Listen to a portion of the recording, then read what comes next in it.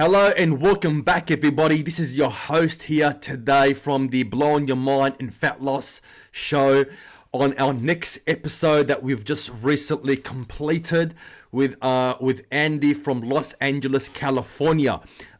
We basically discussed the topic on stress and anxiety, how it actually affects your health and fitness, and some of the things that you can consider to overcome these types of complications. Now, let's be honest. You could be on the perfect program. You could be in regards of fitness routine and nutrition. But if you're suffering from anxiety, if you're suffering from stress, then really not much point that you can achieve, not much results you can actually experience. Whether these health and fitness goals are very, very specific, or maybe they're just general. Maybe you just want to feel good about yourself. Just overall health that you want to be living by throughout your day in day expectations that you have, but you are absolutely struggling every day or for most of the times. So if this actually sounds like you, tune in and we'll see you on the other side.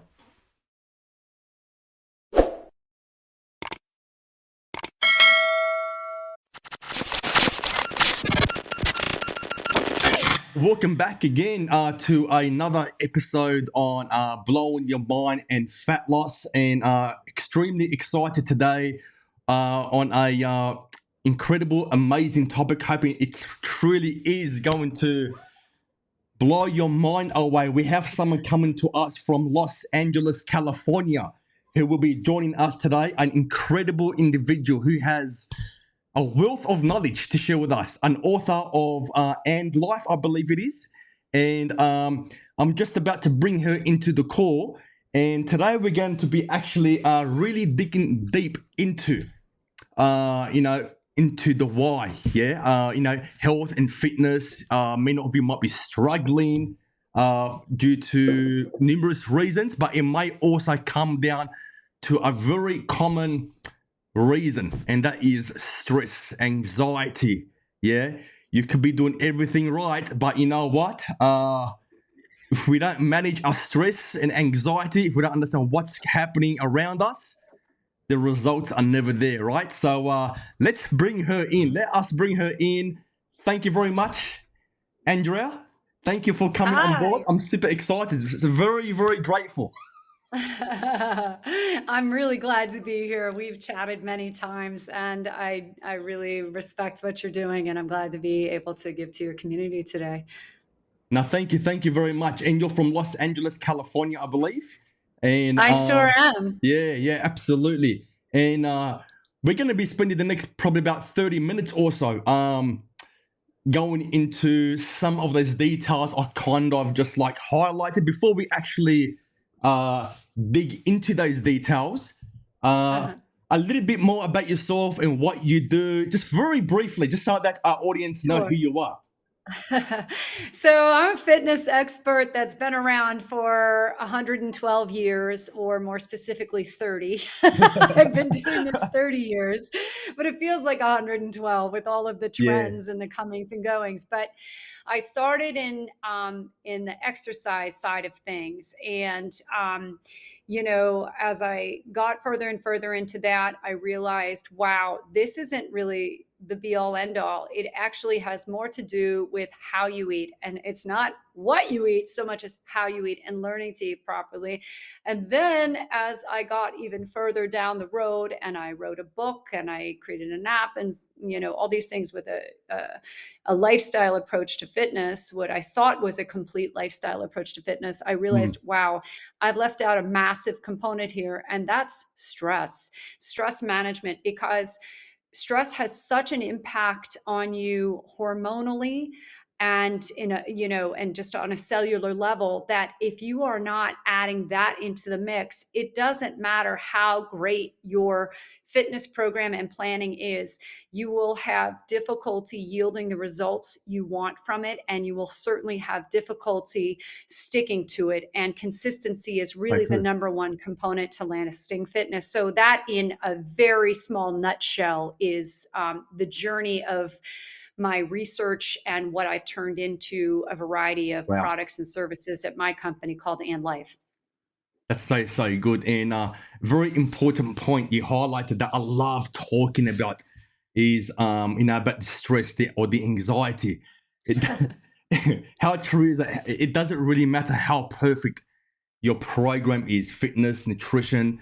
Really, at Right. the end of the day, if we don't really manage our stress levels, anxiety, everything of the above, it becomes almost or perhaps entirely for a lot of people absolutely useless.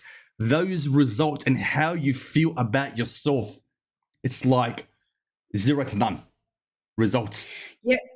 Yeah, it's really interesting. Well, one thing is, stress affects your gut microbiome, right? So Mm, it's not just about the foods you're eating, trying to keep that balanced, but stress upsets that balance. You have a vagus nerve that runs from your brain all the way down to your gut. When you have a gut instinct in your stomach, or you feel a pit in your stomach when something goes wrong, that's for real. That is that nerve connected to your brain and that's your right. emotions and so stress, and especially chronic stress, which it doesn't mean it's catastrophe after catastrophe. It can just be that you live a high pressure lifestyle.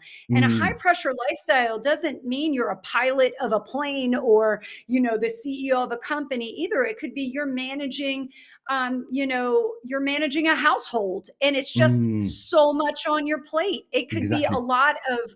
lot of occupations of time, and just anybody that lives a result oriented, schedule intensive lifestyle. Those are the people who I really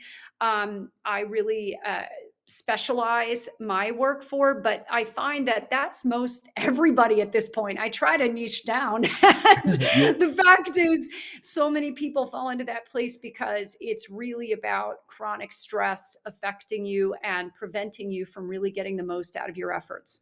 Yeah, 100%. And certainly like, agree. And it really does. It really does also lead to, I think it's called chronic fatigue, right? For some people, it could Yeah. be experience chronic fatigue, the lack of quality sleep, and then all areas of life is really impacted. But I love how you also focus on the why, like to really Yeah. understand the deep meaning of the individual's why. Like, why are you pursuing X, Y, and Z in relation to health, fitness? Whether these goals are very general or very specific. Um, I think most people they know what they want, but then do they really understand why they're actually wanting what they are actually, I guess, pursuing. Yeah, it's a great exercise to put down on a piece of paper for yourself. Okay, I want to lose 10 pounds. Somebody comes to me and I say, why? And then they say, because I want to look better. Mm, There's a couple ways people go. I want to look better. Okay, why? yeah. Because I'll feel better about myself. Okay, why? What will feeling better about yourself do for you? Well, I'll be in a better mood. Okay, Mhm. and what will being in a better mood do for you? And you just go down and down and down downstream. You really try to get very specific about what's driving you. And some people go, I want to just be healthier. Well, why? Mm, So I can be around for my family longer. Okay, why? What do you want to do with your family? And the more specific you can go, ask it 6 levels deep, you're going to get an answer that then will be the driver on days when you don't feel like it, or when the big one, stress, is putting so much pressure on you, you are going to comfort yourself rather than make the beneficial choice. And that's the key here. Stress is, and especially chronic stress, is really what it does is it creates discomfort. And we live a comfort lifestyle now. We are getting worse and worse and worse at being able to handle discomfort. We don't have to get up to change channels with the TV anymore. We don't have to walk anywhere. There's mm, always some, like, you see what I mean? We live a comfort lifestyle. You don't we have do. to, you get salad in a package, like you don't even have to chop things if you don't want, right? So And in terms of stress, when you're in a stressful situation, your amygdala gets lit up. That's the fear and anxiety center of your brain. It shoots out adrenaline and cortisol. That cortisol, as we know, slows your metabolism. That works against you if you're trying to lose weight and be fit. And that adrenaline makes you make short-term decisions to manage your discomfort that are often go against your long-term goals. So that's what makes you grab the M&Ms. That's what makes you fire off the quick email that's a little bit thoughtless to your No colleague, way. you know.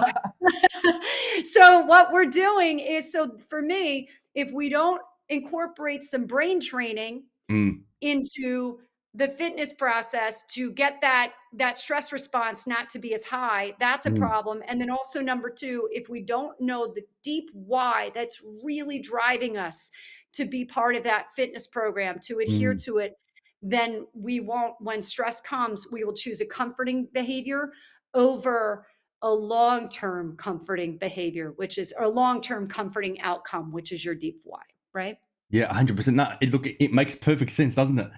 Because sometimes our deep why, it's really buried so deep within, maybe like deep within our subconscious mind, yeah? And we need to continue to ask why and question the why again until we actually get to the pinnacle point. And the thing is, it's very, very true, as you said, is that everything's so easy nowadays. Everything is served on a golden platter, and there's less thinking, there's less processing involved. Yes. And the reason being why as well, at times we become overstressed, too much anxiety in life. And you don't have to be a CEO, as you mentioned. You could just be just a family individual that has just too much on the plate. But there's always a way is to transform that stress into, I guess, I don't know, what do you call it, positive energy? Yes, that's how I put it. Of positivity, right? Because there's Yes. always two sides. There's like everything is in existence in two opposites. I describe it as. Yeah. And it's interesting because some people are naturally what we would call optimistic, right? You're one of those people. You have a lot of energy. And I believe, what I know of you, we've chatted, you're going to be able to shift your perspective to a bright side pretty quickly. You're going to make lemonade out of lemons. You know what I mean? But for a lot of people, that's the challenge. So part of it is, okay, how do we take people who are more skeptical, or we need all sorts of people to make this world run too. One is not better than the other. The people that are more skeptical keep people from, like you and me, from just leaping every time we see an opportunity. Like, it's good to have both in the world. We need both kinds of people. That's right. But for people who have a hard time turning that challenge moment or that disappointment or that just exhaustion into energy, there are a couple ways you can do that and train your brain to do that. And that's what it's like. I just started approaching the brain much mechanically, much like I approach the body. Like, you and I both know how to create a balanced, strong body using exercises, certain amounts of resistance, and then, increasing intensity and that kind of stuff over time. Well, I've kind of been focusing on creating the same thing in the brain for people to help them, get that in the mix and strengthen your mind, strengthen your brain, because, we can't always, not everybody can just shift to a positive perspective like a light switch. 100%, 100%. And just as important, health in regards of nutrition or fitness and exercise, look, it's so important, like to the point it's like extremely important, right? So important. But there's so many people shy away from discussing their mental fatigueness or their mental struggles.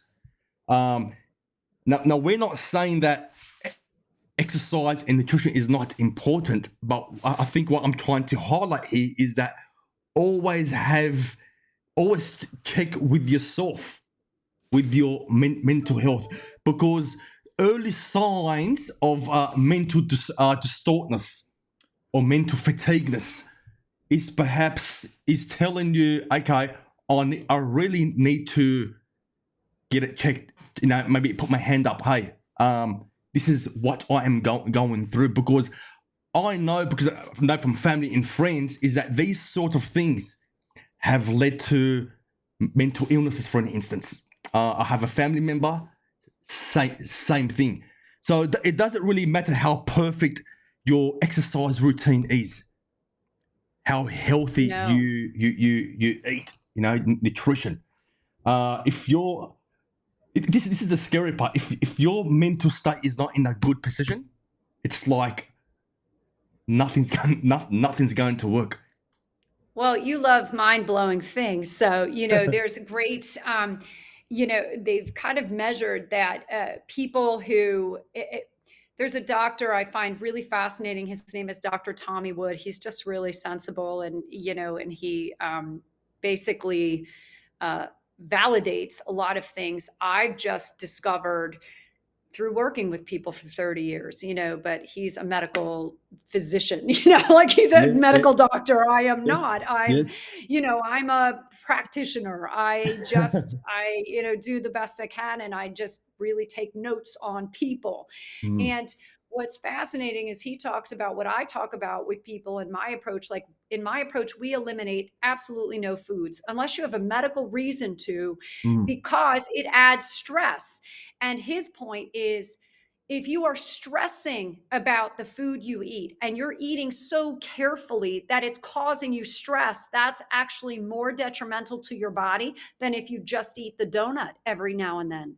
Like, I agree. not that, and that's why I take the approach I take, you take the approach you take, that because you cannot white knuckle your way through life with anything, and that includes a fitness program. You have to Mm, find and operate from a place of comfort and from safety and from plenty.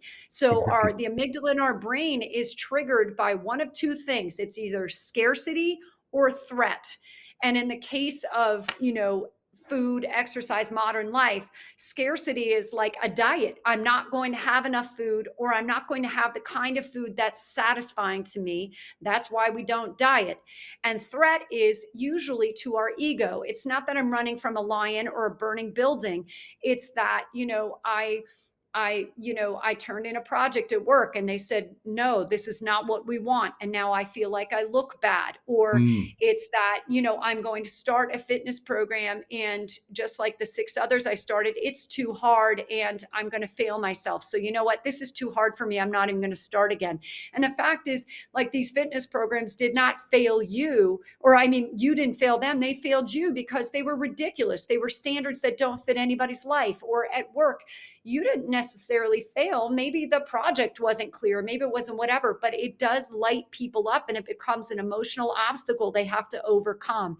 So mm. it's really important to address how your brain functions and make sure that you are training yourself to be able to handle adversity.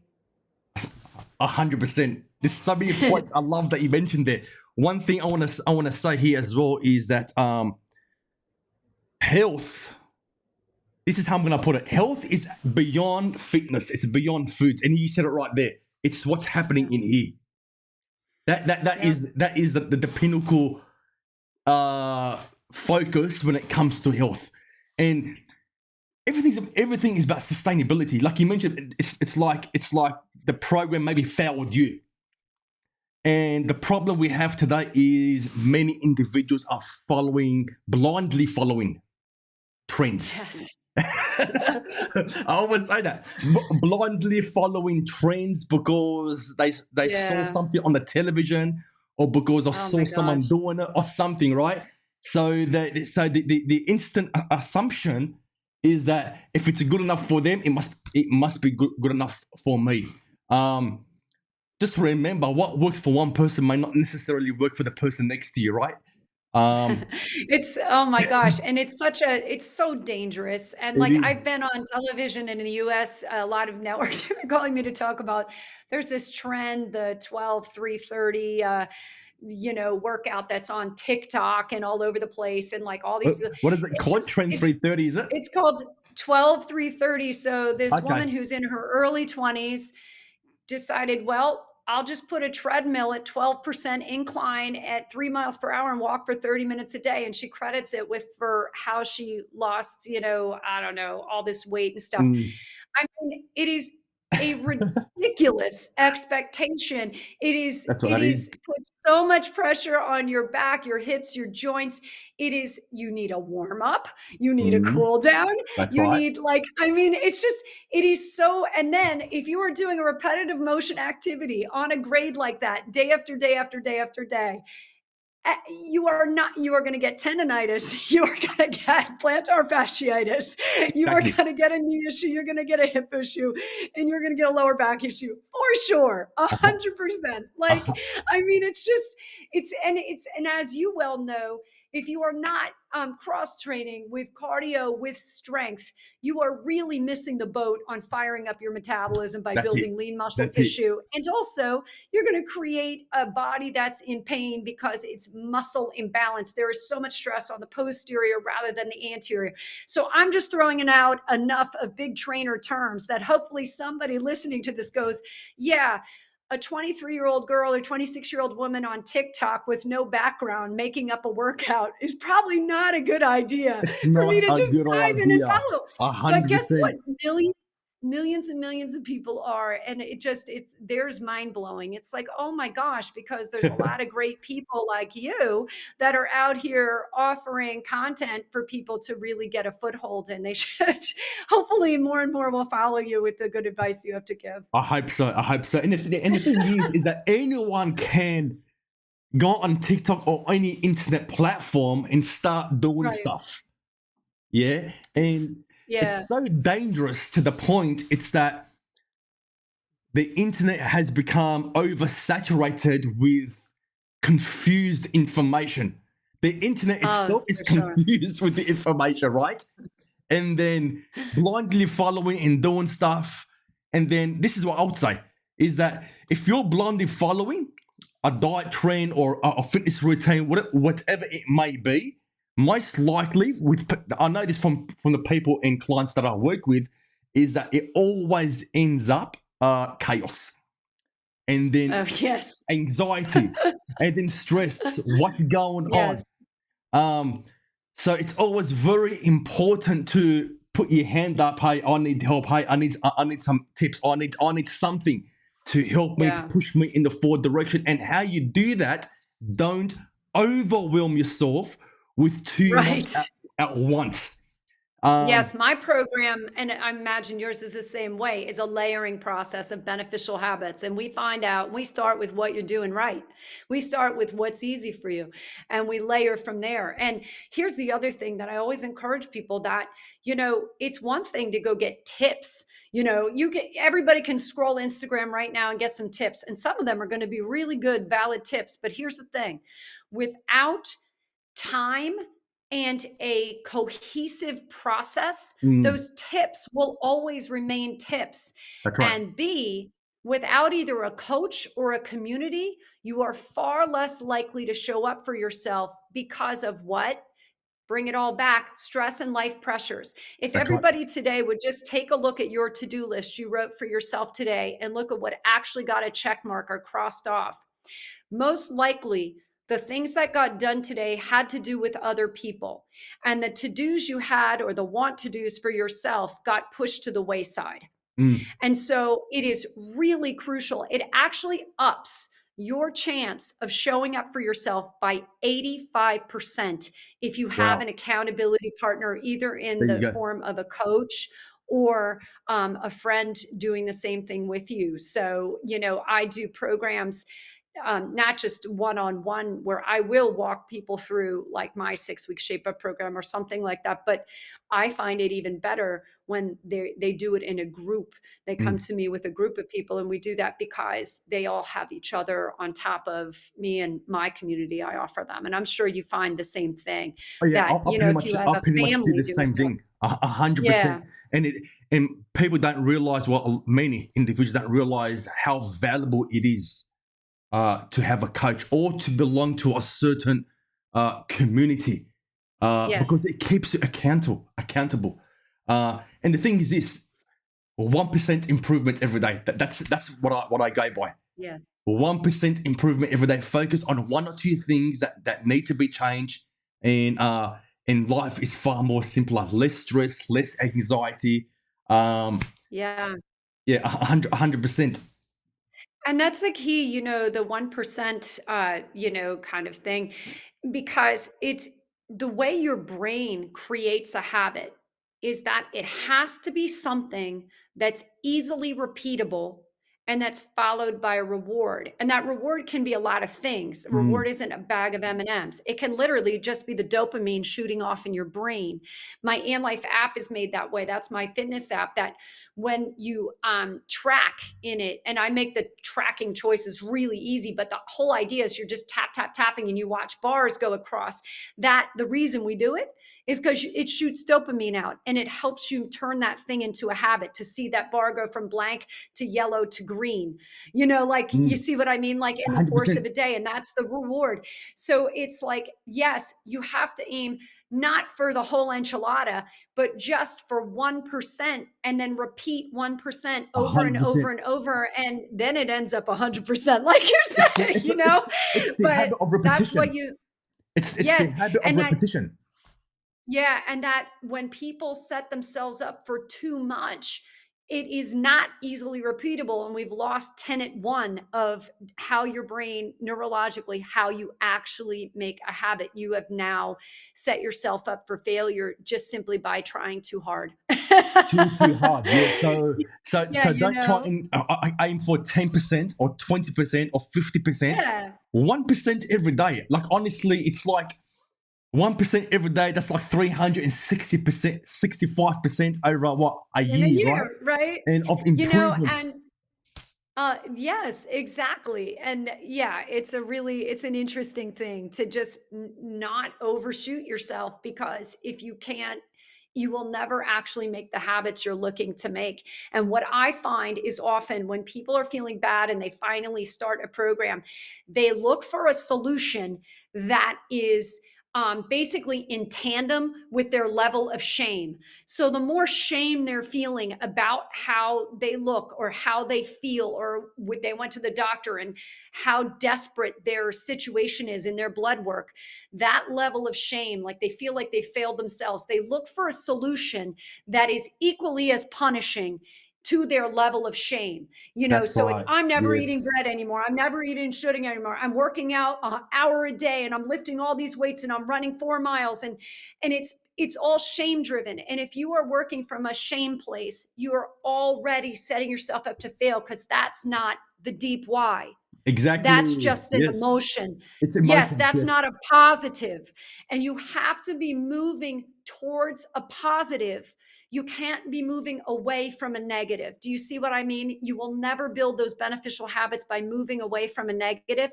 You must be moving toward a positive goal that is going to bring you, because that, again, have affirmation, that positive goal is a reward in Mm, and of mm. itself. Yeah.